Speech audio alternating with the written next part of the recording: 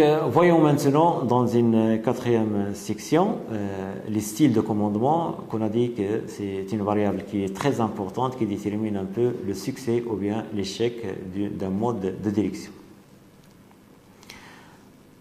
Pour assurer les missions de la fonction de direction, chaque direction a son mode d'exercice de pouvoir. On parle de style de direction ou de style de management.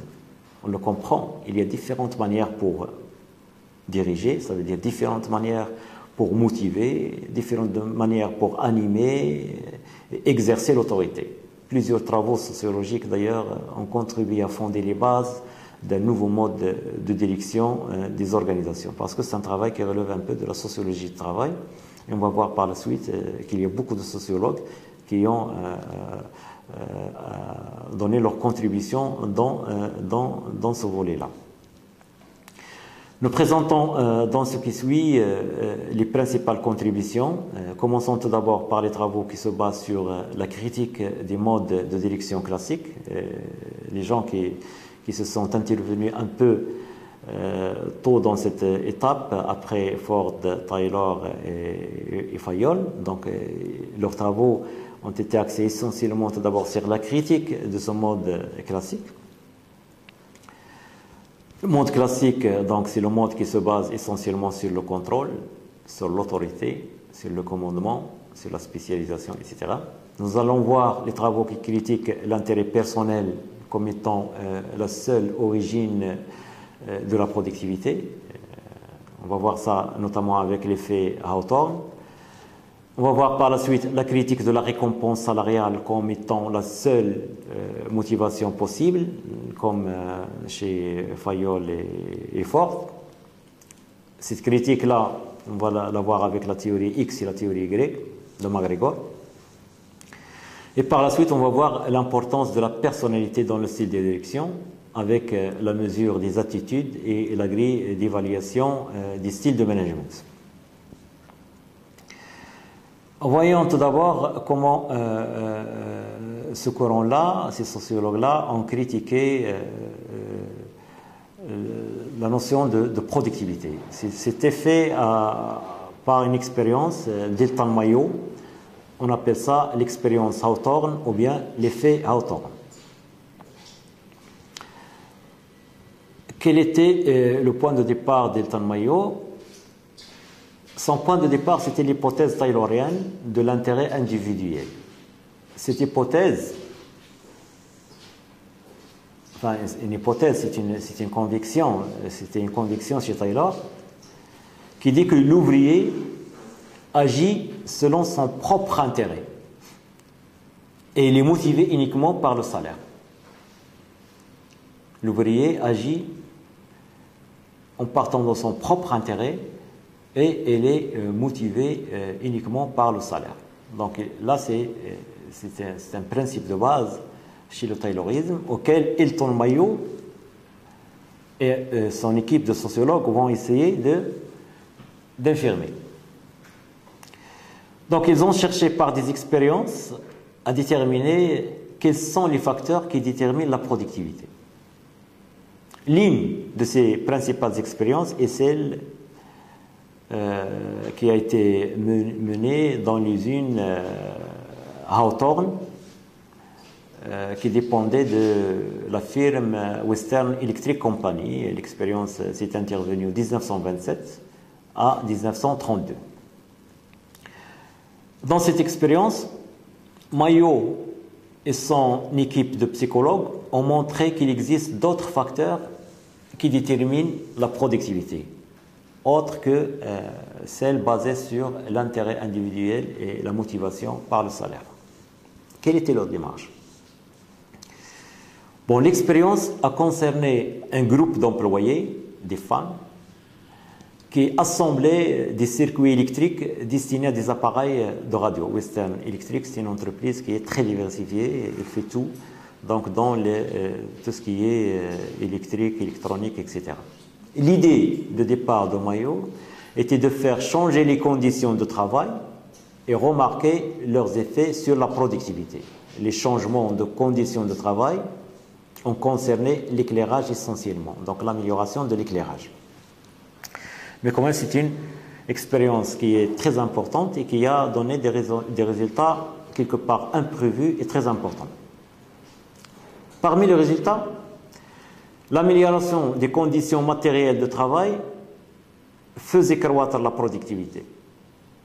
Mais elle a aussi, et paradoxalement, remarqué que la suppression de ces améliorations par un allongement des horaires de travail, par l'interdiction de parler pendant le travail, etc., ne faisait pas baisser la productivité. Donc le changement vers l'amélioration des conditions de travail de ces femmes a amélioré la productivité, c'est un point. Deuxième élément, un changement vers la détérioration de ces conditions de travail n'a pas baissé la productivité. Parmi les résultats, on va revenir sur l'importance de ce premier résultat. Donc, parmi d'autres expériences de Mayo dans cette usine, et cette fois-ci sans changement des conditions de travail, ont montré que l'amélioration de la condition, l'amélioration de la productivité était plus ou moins importante dans un groupe d'ouvrières qui se connaissaient. Donc, sans changement de conditions ni vers l'amélioration ni vers la détérioration, seulement le fait que ces ouvrières se connaissaient, on a regroupé des ouvrières qui avaient des liens d'amitié entre elles, on a remarqué que la productivité s'est améliorée.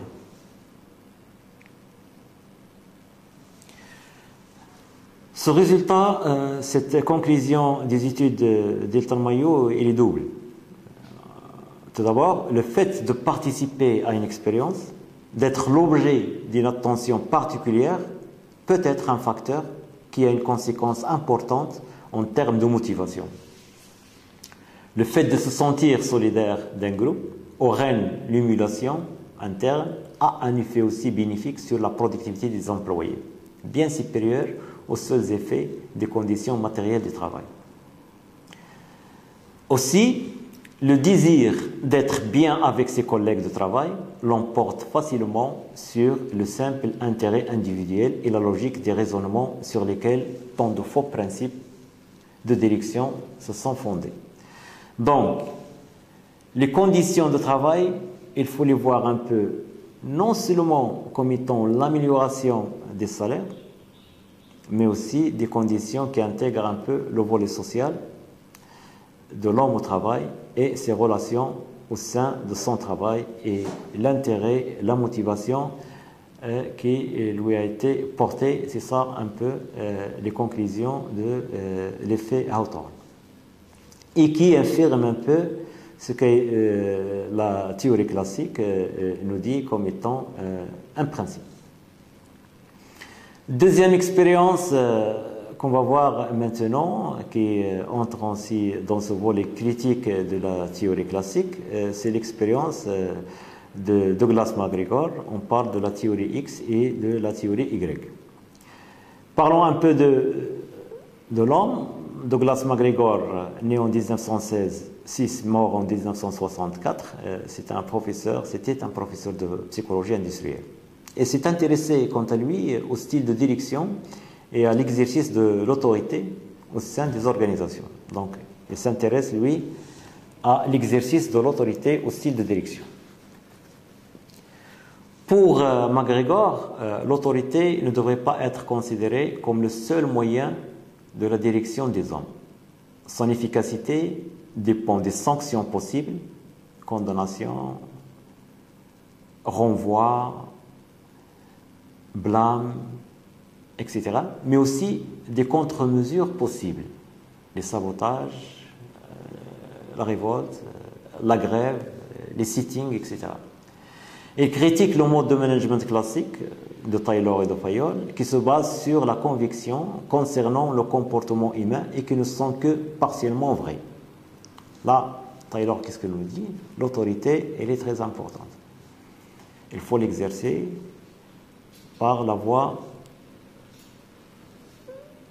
de la contrainte, par la voie des condamnations, par la voie des renvois, etc. Et là, pour MacGregor, c'est faux, cette autorité peut s'exercer par d'autres moyens. Pour lui, l'individu moyen n'éprouve aucune aversion innée pour le travail. Par contre, pour la théorie classique, le postulat de base, le point de départ pour légitimer un peu l'importance de l'autorité, c'est que l'individu moyen éprouve une aversion innée pour le travail. Qu'il fera tout pour éviter ce travail. Le travail, pour lui, est vécu comme étant une contrainte, c'est une forme de punition. Cette considération, bien entendu, a des origines culturelles profondes. Par exemple, notre culture à nous-mêmes est riche d'exemples sur cette présomption à laquelle notre système éducatif, malheureusement, il contribue. Donc, le travail est considéré comme une besogne, comme une contrainte. Seule, pour cette théorie classique ou bien cette culture-là, seule une direction basée sur l'autorité et la sanction est capable d'amener les gens à travailler et réaliser les objectifs de la direction. Donc là, c'est le premier postulat auquel MacGregor apporte des corrections.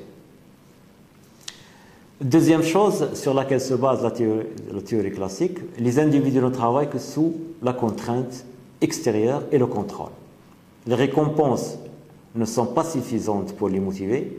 Il est donc nécessaire de mettre en place un système de contrôle, de sanctions et de menaces si l'on veut qu'ils fournissent les efforts nécessaires à la réalisation des objectifs organisationnels. Donc la théorie classique, en plus de l'autorité, elle croit à la récompense comme étant le seul moyen de motivation. Si ce moyen de motivation ne fonctionne plus, donc il faut recourir à la sanction et à la contrainte. Troisième chose, c'est que l'individu moyen préfère être dirigé, désire éviter les responsabilités, il n'est pas ambitieux, et donc il a peu d'ambition, et cherche avant tout la sécurité. Il cherche à subvenir à ses besoins physiologiques, c'est sûr, donc il doit être sécurisé au niveau de son alimentation, de son logement, etc. Il cherche à subvenir à ses besoins physiologiques en premier lieu, donc c'est très important, et à ses besoins de protection et de sécurité en second lieu. Cette hypothèse justifie un peu le comportement paternaliste de la direction chez les classiques, comme on a vu chez Ford. Donc les ouvriers sont gérés d'une manière paternaliste, c'est le patron qui sait leur intérêt, eux ils doivent exécuter tout simplement. Et ils trouvent leur intérêt parce qu'ils ont un peu des besoins de base qui ne sont pas encore satisfaits. On va voir ça avec un peu l'échelle des besoins de Maslow. Douglas appuie son argumentation sur la hiérarchie des besoins développée par le psychologue Maslow, pour nous dire par la suite que voilà les arguments de la théorie classique, on peut les infirmer parce que justement, il recourt à la contrainte parce qu'il ne permet pas les gens d'évoluer un peu sur l'échelle des besoins de Maslow. Cette échelle, à sa base, il y a les besoins physiologiques tels que la faim, la soif. En deuxième lieu, le deuxième niveau de cette pyramide, il y a les besoins de sécurité et de protection tels que le désir d'un toit, d'un logement, d'une bonne assurance, d'une retraite, etc. Ces deux aspects assurent la survivance physique de la personne, donc sont très importants. Un troisième niveau, il y a les besoins d'appartenance, donc les gens ont un besoin d'appartenance sociale. Il faut faire partie d'un groupe, il faut fonder une famille, etc. C'est un besoin d'appartenance qui est très important, mais qui vient en troisième degré. Par la suite, il y a les besoins d'estime de soi, donc qui permettent d'avoir une bonne vision de lui-même. Donc, ce sont là des besoins physiologiques. L'homme a besoin de se sentir bien. Et en dernier lieu, apparaissent au sommet de la hiérarchie les besoins d'auto-accomplissement qui renvoient au désir de se réaliser soi-même à travers une œuvre, un engagement, une fondation, etc. Là, c'est toute l'hiérarchie des besoins de Maslow. Donc, pour MacGregor, tant que la théorie classique ne dépasse pas la réponse aux besoins de sécurité, aux besoins physiologiques, ils ne permettent pas aux gens qui ont des besoins physiologiques déjà satisfaits d'évoluer un peu dans cette échelle. Donc, ils recourent à la sanction et ils recourent à la contrainte pour amener les gens à réaliser les objectifs de l'organisation. Donc, rien ne sert de vouloir motiver ses employés au niveau de l'estime et de l'accomplissement si des menaces de licenciement portent atteinte à la sécurité et si les salaires ne sont pas suffisants pour satisfaire pleinement les besoins physiologiques. Donc, c'est toute une échelle. Il faut tout d'abord répondre aux besoins de base pour passer à un besoin supérieur. Si l'organisation ne permet pas aux gens de trouver le moyen de réaliser des besoins supérieurs, donc forcément, ils recourent.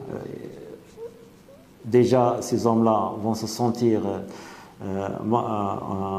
insatisfaits au sein de leur travail et ce qui va se répercuter sur la façon de travailler, et l'organisation n'aura aucun autre moyen pour amener ces gens à travailler que par la sanction.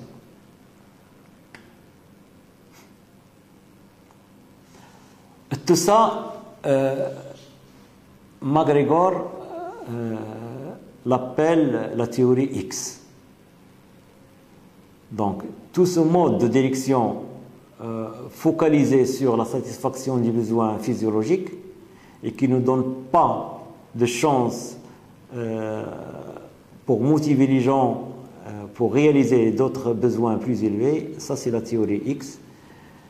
Pour lui, cette théorie n'est valable que lorsque les besoins d'ordre inférieur ne sont pas satisfaits. Donc, tant que les besoins d'ordre inférieur physiologique ne sont pas satisfaits, la motivation et la contrainte, la récompense et la contrainte sont suffisantes pour amener les gens à travailler. Mais une fois ces besoins physiologiques sont satisfaits, cette théorie X n'est plus opérante. Il propose à côté de cette théorie-là la théorie Y comme une autre alternative qui se base sur les considérations suivantes. Bon, on va voir que ce sont des considérations qui se présentent tout à fait à l'opposé de celles de la théorie X. Pour lui, l'individu moyen n'éprouve pas d'aversion innée pour le travail. Ce dernier peut être perçu, dans certains cas, comme une source de satisfaction. Donc le travail, parfois, est considéré comme une source de satisfaction en tant que tel. Le contexte externe et la menace de punition ne sont pas les seuls moyens pour obtenir un travail utile. L'homme peut se diriger lui-même s'il accepte les objectifs de son travail. En troisième lieu, le système de récompense associé à l'atteinte d'un objectif permet de responsabiliser l'individu. Donc, la plus importante de ces récompenses est celle de la satisfaction de l'ego, de la personnalité et du besoin de réalisation de soi, qui peut s'obtenir directement au travers de l'atteinte de ces objectifs. Ensuite, cette théorie Y est basée sur le fait que l'individu moyen peut apprendre dans des conditions appropriées, non seulement à accepter, mais également à rechercher des responsabilités. Et aussi, pour cette théorie Y, beaucoup d'hommes sont capables de faire preuve de créativité dans une organisation. Et aussi, toutes les potentialités intellectuelles d'un individu ne sont pas totalement exploitées et utilisées dans toutes les organisations.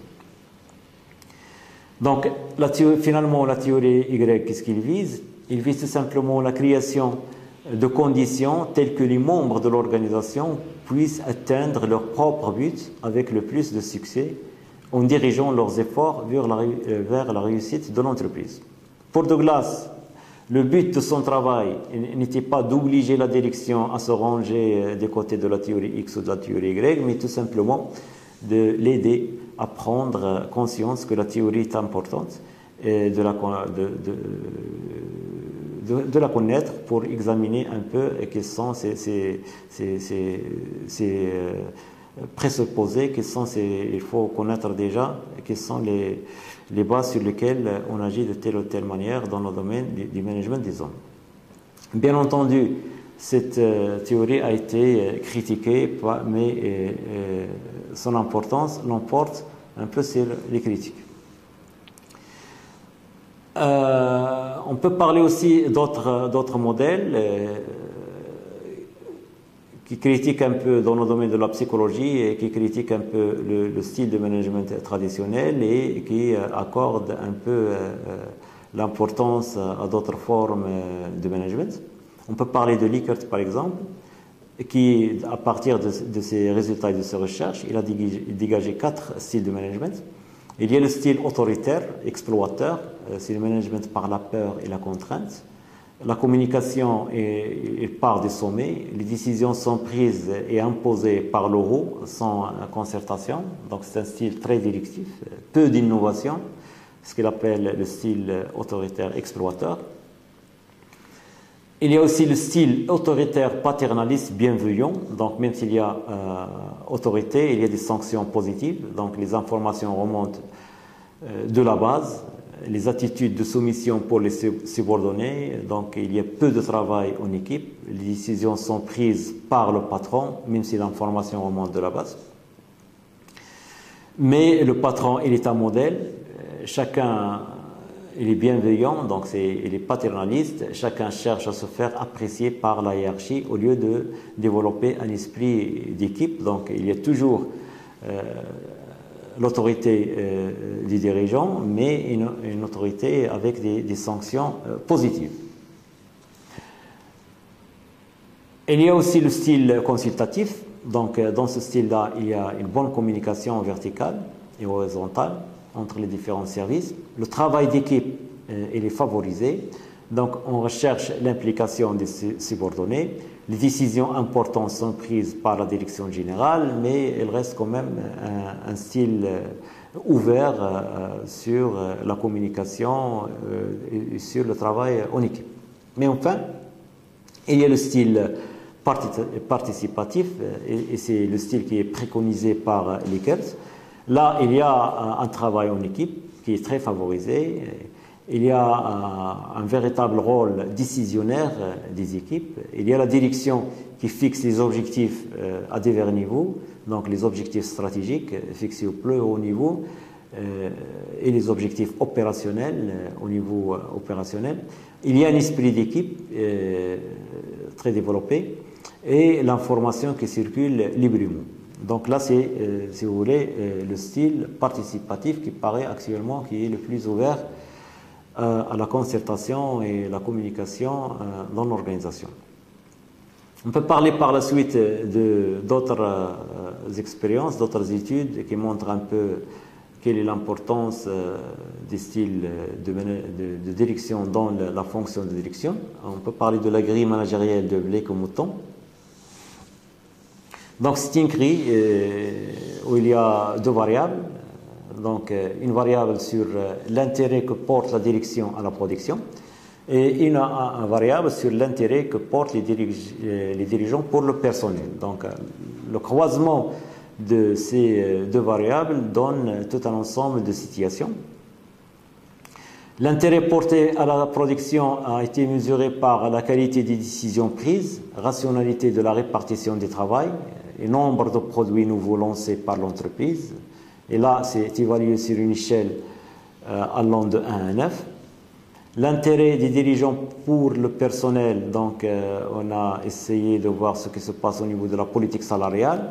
Cet intérêt était mesuré par le degré de motivation que le cadre a sous sa responsabilité, les relations de confiance entre le cadre et ses subordonnés, la politique salariale et le climat social, évalué sur une échelle de 1 à 9, le modèle oppose donc trop schématiquement le style centré sur les relations et le style centré sur la production. Donc ces deux intérêts ne sont pas nécessairement exclusifs l'un de l'autre, mais se prêtent à différentes variables. Ce qu'on va voir, les 5 positions sur la grille qui représentent 5 variantes des modes de direction de comportement managériel. Donc, il y a tout d'abord les 5 positions. On va voir ça sur le tableau. Il y a le management appauvri, donc c'est la position 1-1, en bas à gauche. Donc, c'est le cas d'un responsable qui fait un effort minimum pour maintenir la cohésion du groupe, qui ne s'identifie pas à l'entreprise et fait le minimum pour conserver son poste. Donc là, on voit que l'organisation, elle va au ralenti, si ce n'est en train de survivre. On voit le management qu'il a appelé country club. Là, c'est en haut à gauche, c'est la position 9-1. C'est le cas d'un responsable qui s'attache principalement aux problèmes du personnel, mais sans se soucier des impératifs de production. On va voir maintenant la position 9-1 en bas à droite, c'est le management taylorien. Là, c'est l'autorité et l'obéissance. Cas d'un responsable qui se préoccupe surtout des problèmes de production et avec un petit souci pour les besoins et les attentes du personnel. On va voir enfin, avant la fin, le management participatif, c'est la position 9 en haut à droite, cas d'un responsable qui cherche à concilier les impératifs économiques et sociaux. Il fait appel à la participation et à la créativité du groupe, le travail en équipe, relations de confiance et de respect, etc. Au centre de cette grille, là, il y a le management institutionnel, c'est la position 5-5. C'est le cas d'un responsable qui obtient des résultats corrects en établissant un équilibre entre les nécessités opérationnelles de la production et la satisfaction des aspirations des employés. Donc, ce qu'on a vu là, ce sont toutes les recherches, toutes les tendances qui se sont basées sur la critique des modes de management classiques et qui ont apporté des propositions vers, que ce soit au niveau de l'amélioration de la productivité, que ce soit au niveau de l'amélioration des styles de management. Conclusion de ce chapitre 2, on va dire que Henri Fayol est le premier à avoir formalisé ce qui était la direction, l'administration, à partir de son expérience professionnelle, personnelle. Et là, il nous a donné 14 principes d'administration. Ces principes sont de nature très différente, on a vu ça, et dont les plus importants sont l'autorité et la responsabilité, la discipline et l'unité de commandement. Un individu, par exemple, ne doit pas recevoir des ordres que d'un seul chef, etc. Ces principes qui sont tirés de son expérience professionnelle et bien sûr des contextes de guerre de la France ne sont pas tout à fait en contradiction avec les principes du taylorisme. Les points de divergence se situent au niveau notamment de la spécialisation du travail. Taylor n'est pas, chez Fayol, cette spécialisation n'est pas très poussée. Aussi, cette divergence peut être expliquée par la contrainte de sécurité dans les mines qui nécessite une certaine polyvalence des ouvriers, etc. Toutefois, ces deux conceptions se basent sur le principe du contrôle et de l'autorité. Chez les deux, il y a ce principe, il est très, très présent. On peut dire enfin les principaux travaux qui critiquent et qui dépassent cette vision classique. Ces travaux découlent des recherches empiriques et leurs résultats mettent en doute les préceptes des modes de direction basés sur l'autorité et le contrôle. Nous avons parlé de Maillot, de ces conclusions qui affirment que l'amélioration de la productivité peut être fonction des conditions du travail, mais aussi fonction des considérations sociales. Nous avons parlé aussi de MacGregor et ses deux théories XY. Pour lui, la direction de l'entreprise doit mettre en place les conditions de travail qui poussent les gens à réaliser leurs objectifs tout en contribuant à la réalisation des objectifs organisationnels. Nous avons présenté aussi des travaux qui ont cherché à classer les styles de direction, soit selon une échelle d'évaluation des attitudes Likert par exemple, soit selon une grille d'évaluation comme ce qu'on a présenté concernant Blick et Mouton. Comme conclusion à la première partie, on peut dire que les deux chapitres de cette première partie, organisation et administration, ne sont en réalité que les deux faces d'une même pièce. Leur présentation séquentielle, c'est-à-dire l'un après l'autre, ne se justifie que par des considérations pédagogiques. Aussi, le fil conducteur de cette partie était l'effet des contextes sur l'organisation d'entreprise. On a vu ça avec Taylor, mais aussi avec Ford. En revanche, le vécu réel d'une organisation montre que toutes les formes d'organisation et les styles de management peuvent coexister en réalité, même si sur le plan théorique, ils se présentent comme ayant suivi une certaine évolution linéaire. Donc c'est faux. Ce qu'on peut retenir, c'est que ce sont là des outils qui sont mis à la disposition des chercheurs, des étudiants, pour pouvoir analyser et qualifier des situations réelles qui sont par essence très complexes.